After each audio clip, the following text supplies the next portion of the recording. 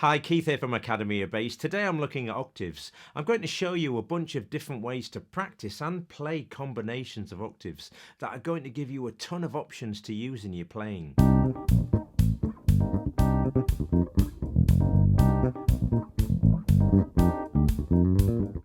Octaves are one of the best and most important intervals you can play on the bass. You can use them on their own to create really great bass lines, or add them to anything that you're playing, and they're really going to help your lines jump out.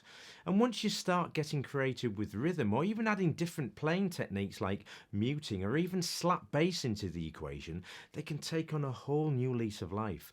But at the heart, they're quite easy to play, which is really good because that means they're going to help you sound good straight away.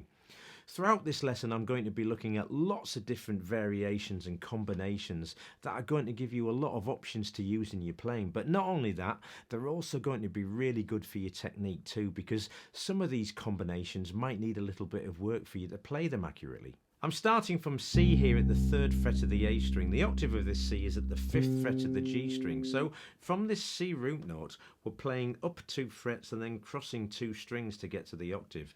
I'm playing the octave with my little finger, but some might choose to play it with the 3rd finger. Now, that's not something that I particularly find comfortable or that I'd recommend. Using the 3rd finger can be really difficult physically, and it can also present problems when you're playing long sequences of octaves. So I'm going to be using my little finger, but whichever fingering you prefer is absolutely fine. I'm going to be playing everything today in 3 different positions, but in each one of those positions I'm going to be playing the same notes. The notes are C, so I'm here at the 3rd fret of the A string, A at the 5th fret, E flat at the 6th, F at the 8th, G at the 10th, moving back down to F, E flat, D and C. The second position starts from C here at the 8th fret of the E string. From this C we move to D on the A string, E flat, F, G and back down. And the third position also starts from C here at the 8th fret of the E string, but it then moves to D at the 10th fret, E flat at the 11th fret, and then we cross onto the A string to play F and then G. So we've got exactly the same line at exactly the same pitch played 3 different ways. We've got a single string version and then 2 variations that involve some form of string crossing. That's going to introduce you to different ways of playing octaves, and it's also going to present some challenges in terms of the technique needed to play them. So I'm going to start with the first example, which is the most simple, and that is an ascending octave. Now, I'm going to be doing my best to play with a consistent picking technique. I think it's really important to develop a consistent technique that you use all the time. That way, when you go for something in your playing, you're more likely to play it and play it accurately. So I'm going to do my best to use that throughout the lesson. Of course, we change the way that we play to suit some musical situations, but for the most part, I'm going to be using a standard picking technique. So I'm going to start with the root note that I'm going to pick with my 1st finger, and I'm going to pick the octave with my 2nd finger. So we've got C, D, E flat, F, G, back down. Second position.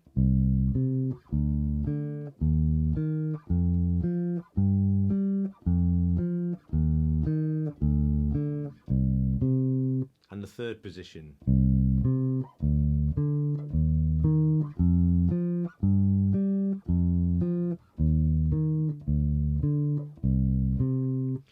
And if you're watching my picking hand, you'll notice how I'm anchoring my thumb. So when I played the single string version with the notes on the A string, my thumb was anchored on the E string. That means that I've got 1 string between my thumb being anchored and the finger that I'm using to pick the root note, and that means I can play with this rest stroke where I play through the string and rest on my thumb anchor. Similarly, when I played the 2nd and 3rd version starting from C on the E string, I was anchoring this time on the pickup, which again gives me a similar distance. And when I crossed the strings, obviously the thumb for my plucking hand followed the way that I played.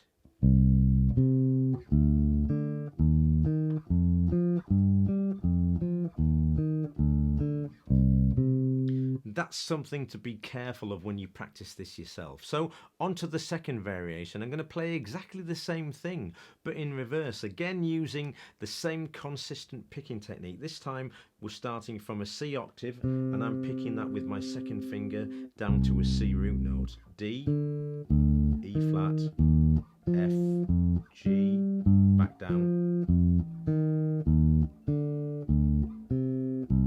Second variation.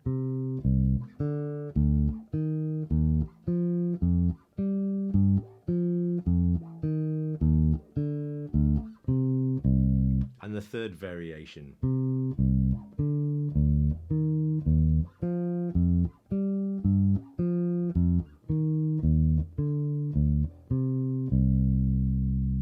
This time I'm going to combine them, so I'm going to play the first octave ascending and the second octave descending. So I'm starting from C, the root note, playing the octave with my second finger. When I move up to the D octave, I'm picking that again with my second finger and coming down to the D root note that I'm playing with my first finger. E flat, F in reverse, G ascending, back down to F descending, E flat ascending, D descending, and then C.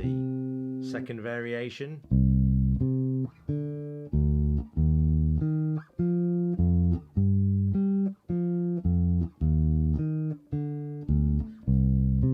And then the final variation.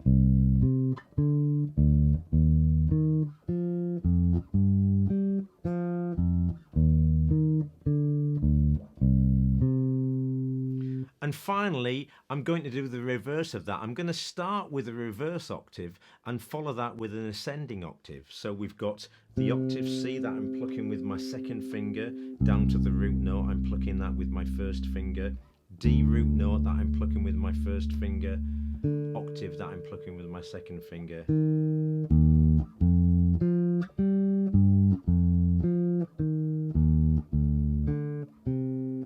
Second variation.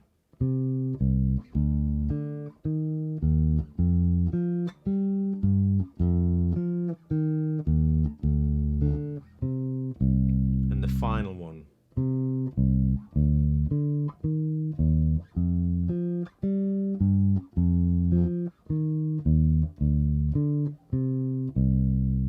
If you're enjoying the lesson so far, don't forget to like the video and support the channel by subscribing. There's also a completely free PDF for this lesson, so I'll post a link to that below. Feel free to grab a copy. And if you stick around until the end of the lesson, I'm going to be playing a bunch of stylized bass lines that use some of the many octave variations that I'm going to be looking at today. So you may well hear a cliched bass line in the style of one or more of your favourite bass players. I know some of my favourite bass players are certainly featured. Hopefully those bass lines are going to show you how you can start using some of these many octave combinations and also how they sound in context. So that's the end of the single picked variations. This time I'm going to play something a little bit different. I'm still going to single pick the root note, but this time I'm going to double pick the octave, and again I'm using a consistent picking technique. So I'm using my first finger to pick the root note and then my first and second finger to pick the octave. So we've got C, D, E flat, F, G, back down. And the second variation.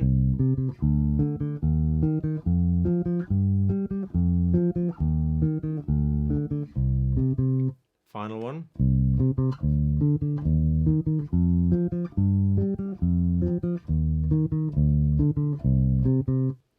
And as we did in the first example, this time I'm going to play them in reverse. So I'm going to start with the octave, which I'm double picking. And I'm using the same technique.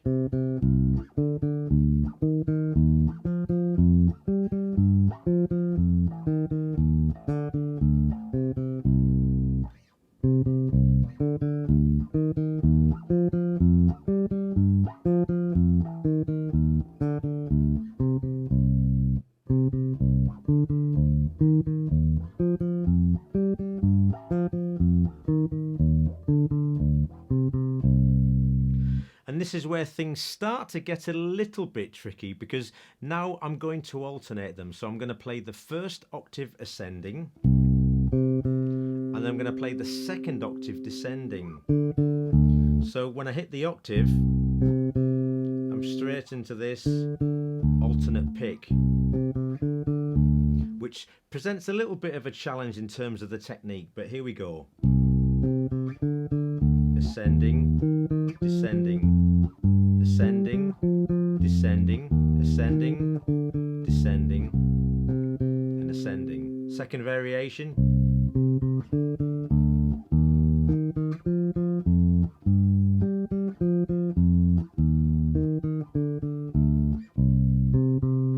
And the third one.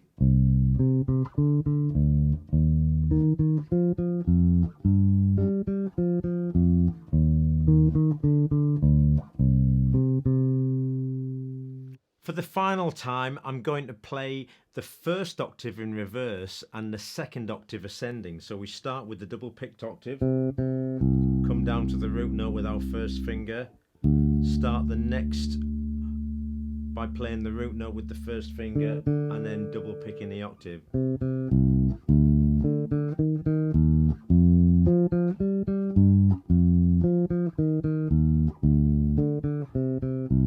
Next variation.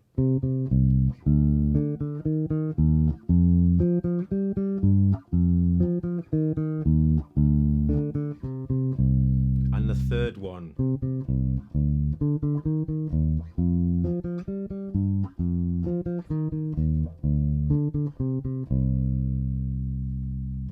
Before I move on and look at the next example, can I just say that if you're new to this, there's absolutely no reason to put yourself under the pressure of playing a sequence of 5 or 6 notes. It's far better to play 1 or 2 notes, because that's going to give you a much better chance of developing a proper technique. You may also have noticed that I'm playing everything quite slowly today, and that's because I really want you to focus on my fretting hand and also my plucking hand.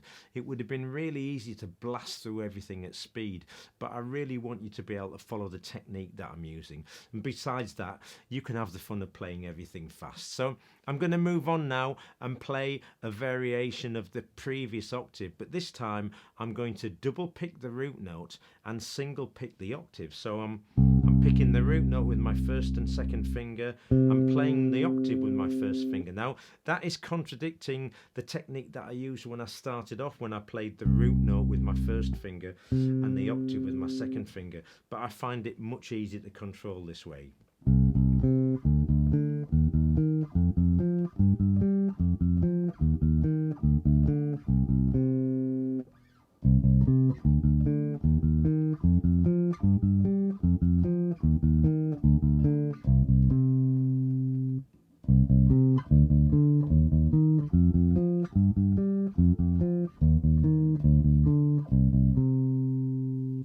Now I'm going to play the reverse of that.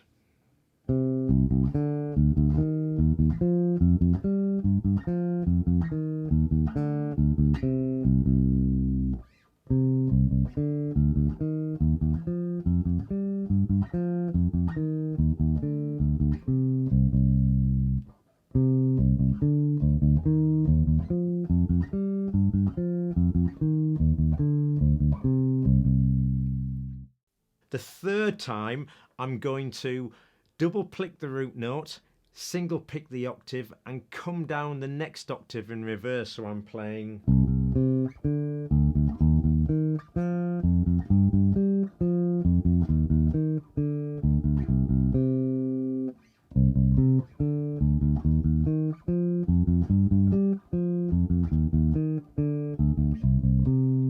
And lastly.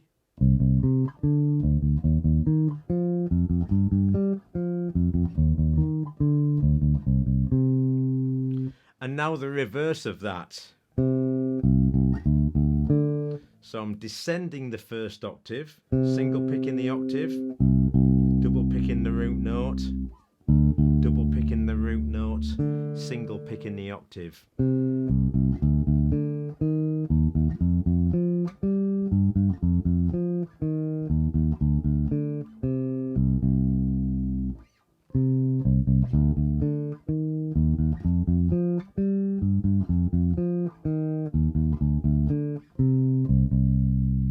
lastly,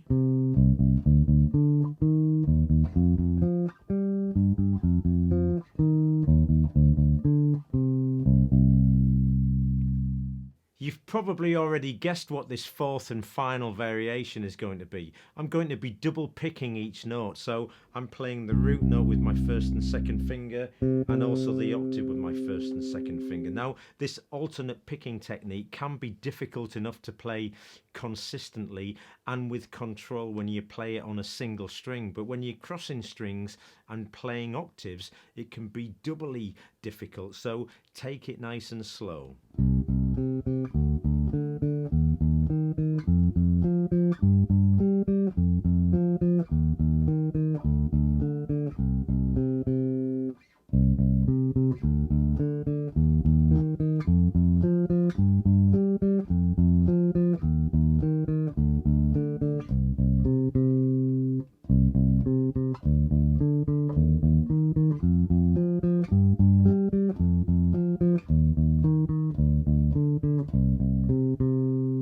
This time, of course, I'm going to play it in reverse, and you might think, well, that's exactly the same as the thing that you've just played, but trust me, when you play things in reverse, they always feel different and they're a little bit more challenging to control.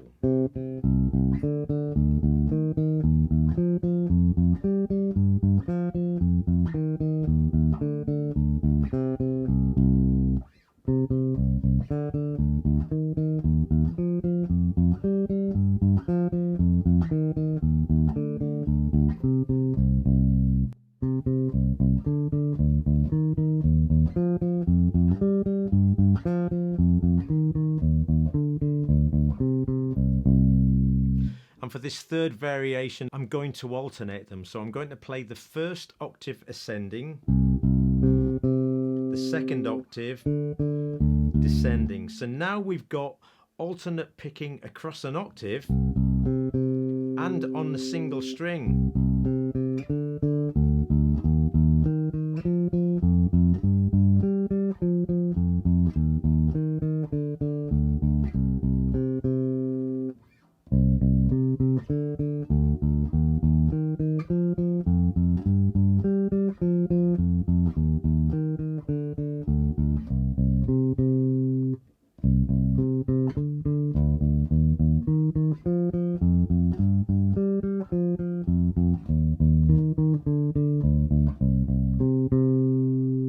And then for the last time, I'm going to play that in reverse. So I'm going to be descending the first octave and ascending the second octave. So I'm starting on the octave, down to the root,